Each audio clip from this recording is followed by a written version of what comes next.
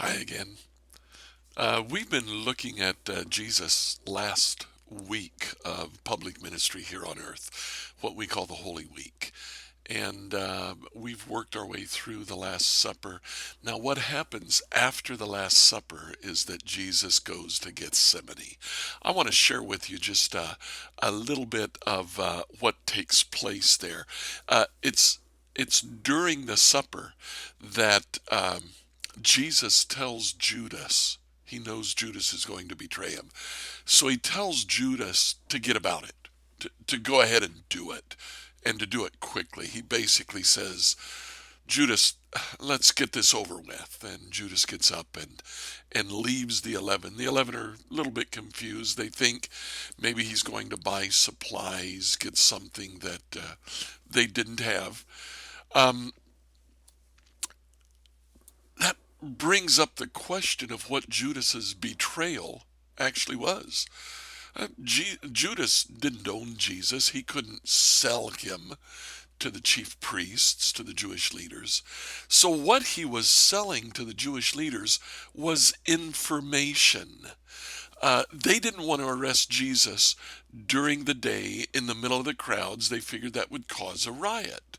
So Judas sold to the chief priests information about when Jesus was alone or with a very, very small party. This was his opportunity. Jesus was with just the disciples. They could come and arrest him and not be afraid of a riot. So Judas leaves. Jesus continues to preach and share with the 12, and at the end of that, they sing a hymn, and then they go out because Jesus wants to spend time in prayer. They go to Gethsemane. Um, they arrive there. It's on the Mount of Olives. They get to Gethsemane, and Judas probably takes a cohort of soldiers to the upper room. And when he finds that Jesus and the other 11 are gone, he's a little bit concerned because he thought that was where they would be. But he thought, no, no, no, Jesus frequently at night has gone to Gethsemane to pray. And so he leads the soldiers to Gethsemane to pray. Now, Jesus has gone to Gethsemane frequently during his ministry. He spends the night in prayer, especially before a major event. And he knows tomorrow is the crucifixion. It doesn't get any more major than that.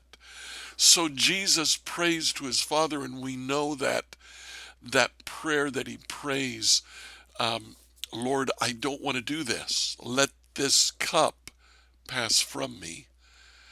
And then Jesus's prayer of acceptance, but it's not what I want after all, Father. It's what you want.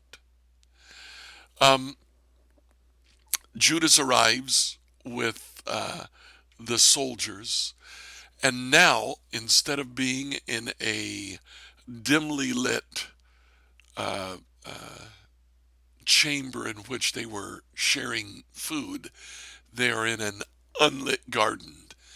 There may have been a moon out, but they're under the trees.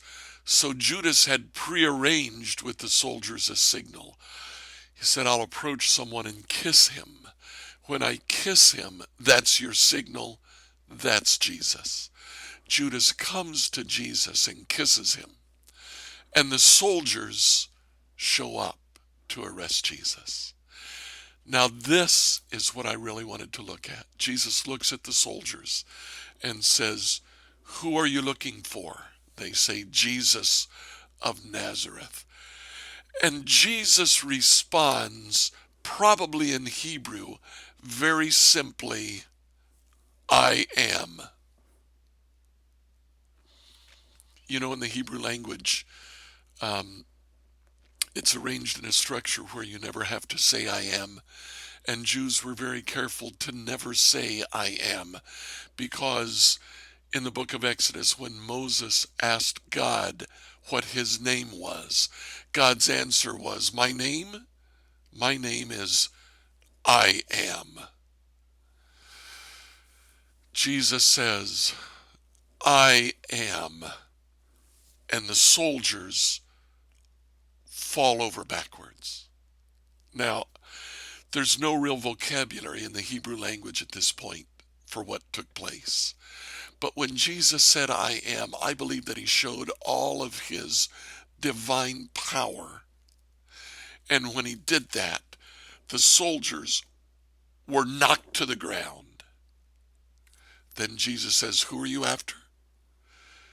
They said, Jesus of Nazareth. And now Jesus responds, I've given you an answer. It's me. Take me, but leave these alone. Jesus shows his power. And then he says to the soldiers, you know what I can do. Let these guys go. And amazingly, they do. In spite of the fact that Peter took out his fishing knife and attacked who he thought was a soldier, it ended up being a servant. They let them all get away.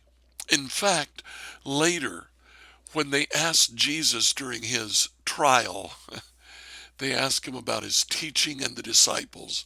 Jesus responded about his teaching. He never responded about the disciples. Now, what that tells me is up to the very end, Jesus is protecting his disciples.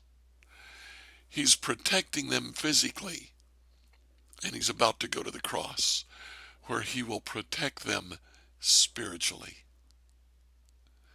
Today, as we think about Jesus in Gethsemane, preparing for the crucifixion, let's remember, Jesus did it to protect his followers, to protect you, to protect me.